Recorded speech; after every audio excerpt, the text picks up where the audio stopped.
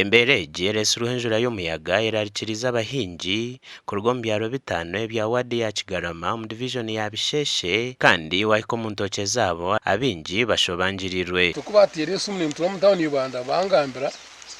nyuma zempishira hanara.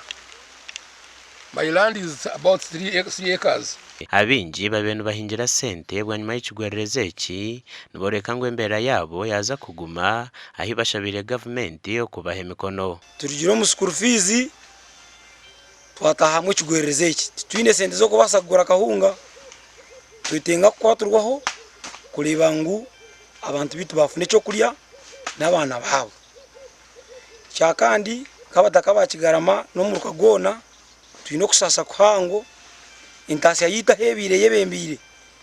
yargaho urutoke rujya hansi umwani rujya hansi, and I keep on wondering where are we leading, and it's not me alone abatakabona ba affecting abakazi turwo mutushobirwe stine cyo kurya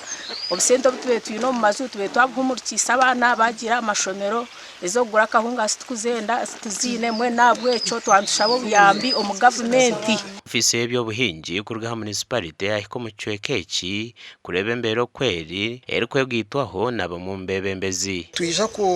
kwatagana n'abembezi bebyanga ba chairperson ba LC1 twija kutunga amazina gabaferirwe ibintu byabo itonka department tukora reporta tujohereza mu government